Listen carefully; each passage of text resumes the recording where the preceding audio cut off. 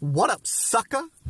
So today I'm here to offer you a few ideas into how to do what you love.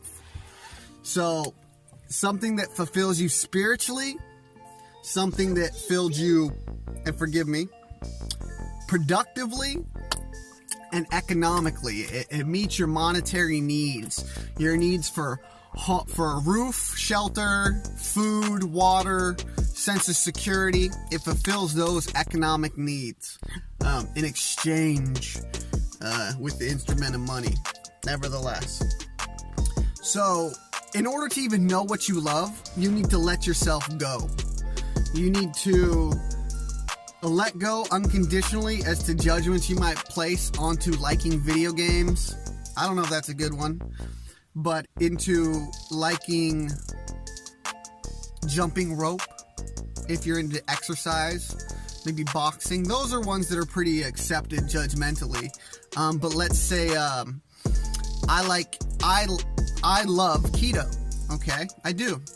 And it's just because I've came to an understanding through a broken back and years of understanding macronutrients and then some micronutrients, just how my body kind of function and what its mandatory needs are.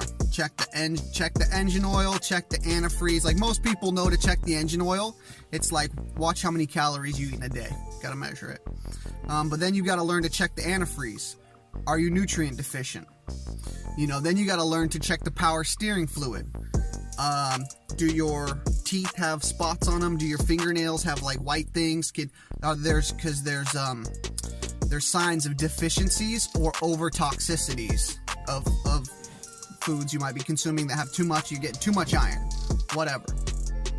So you need to let yourself go to find what you love. It needs to also pay you. If you don't, once you actually get that, once you know what you like, we've spent enough time in the world, maybe in the workforce, maybe in college, and you understand yourself a little bit better, what turns you on, and what you're really passionate about. Because there's no life coaches at 22, 25, not even at 28 where I'm at. And it needs to turn you on. You need to be excited. Then you need to sit down and you need to get a description of it. You need to describe it.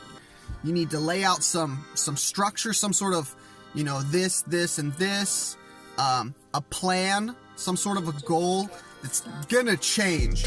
That is going to change. You know that this isn't going to get you there. You won't know what plan worked until you've gotten to the goal. You won't know how you accomplished it until you accomplish it. That's how it works. And even then, in retrospect, you won't know how you did it. That's just how life works. But you need to start looking for some fundamentals to focus on. Try to read it every day. Biggest thing, in the morning or at night. Read it consistently. Focus on it consistently because that will draw it in. You'll be more attracted to it. Thirdly, what is the pattern that has been stopping you? You need to recognize what triggers you to go off on a different path and quit focusing on your life and your happiness. Aside from job, aside from work, aside from 9 to 5, what is the trigger? Is it once you get home and you have this plan, you're going to work on this cool hobby, because that's how I just start after your 9 to 5. You're going to work on this hobby. You get home, TV gets on. I'm going to get to work after a few minutes. Is the TV the trigger that kicks you onto the negative path? And it's happened 4 or 5 times. Do you pick up on the pattern yet? You need to change it. You need to come in and be like, I'm going to get home. I'm probably going to turn the TV on and forget about everything that I just planned out. Everything that I was thinking about is going to change the second I get home and I do this because it's happened to me 3 or 4 times and I recognize that pattern. And you need to change that negative behavior.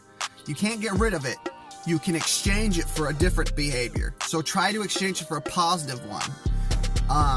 One that I've tried to use, it's tough, even for me. I look fit, but it's just because of my diet, really. I hardly go to the gym. I have to keep my back strengthened. Go home, do push-ups. Be like, I can turn the TV on after I've done 50 push-ups. And if I feel like turning the TV on, I'm gonna turn on the TV.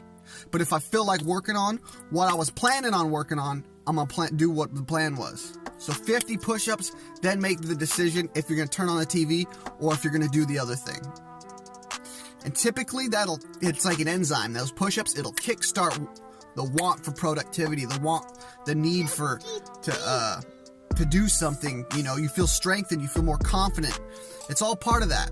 Physical manifests into psychological, which turns in long-term spiritual. But the physical manifests in hormones that come from your limbic system, from the top of the adrenal glands on your kidneys,